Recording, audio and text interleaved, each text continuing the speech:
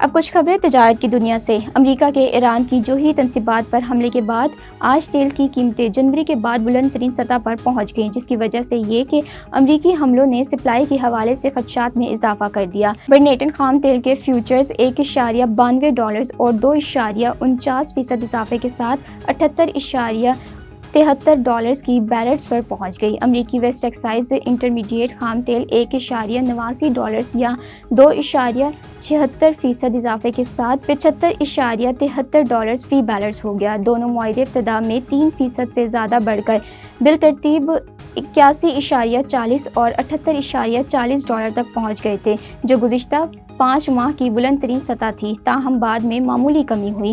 Iran OPEC کا تیسرا سب سے بڑا تیل پیدا کرنے والا ملک ہے اور ایرانی پارلیمنٹ نے ابیائے ہربیز کی بندش کی منظوری دے دی۔ فائنانس بل 2025 کی منظوری سے قبل ہی حکومت منی بجٹ لے آئی، مزید ٹیکسز لگا دیے گئے۔ وزرائے خارجہ کے ذرائع کے مطابق تنخواہ دار طبقے اور سولر پینل پر سیلز ٹیکس کی کمی کر دی گئی، جبکہ 36 ارب روپے کے مزید ٹیکسز عائد کرنے کا فیصلہ کیا گیا۔ نوید کرم کی زیر صدارت قومی اسمبلی کی قائمہ کمیٹی خزانہ کے اجلاس میں مزید نئے ٹیکسز اقدامات کی منظوری اور 36 ارب کے نئے ٹیکسز عائد کرنے کے لیے 3 مختلف ریونیو میٹرز کیے گئے۔ اسی طرح 14,131 ارب روپے کا ہدف حاصل کرنے کے لیے فائنانس بل میں 36 ارب کا گیپ آ گیا۔ قومی اسمبلی اور سینیٹ کی قائمہ کمیٹی میں فائنانس بل تجاویز میں تبدیلی سے ریونیو گیپ آیا۔ قومی اسمبلی کی قائمہ کمیٹی خزانہ نے تنخواہ دار طبقے پر انکم ٹیکس میں رد و بدل کی تجویز منظور کر لی۔ قومی اسمبلی کی قائمہ کمیٹی خزانہ کا اجلاس چیئرمین سید نوید کرم کی زیر صدارت ہوا، جس میں انکم ٹیکس تجاویز کی شق وار منظوری پر غور کیا گیا، جبکہ کمیٹی نے تنخواہ دار طبقے پر انکم ٹیکس میں رد و بدل کی تجویز منظور کر لی۔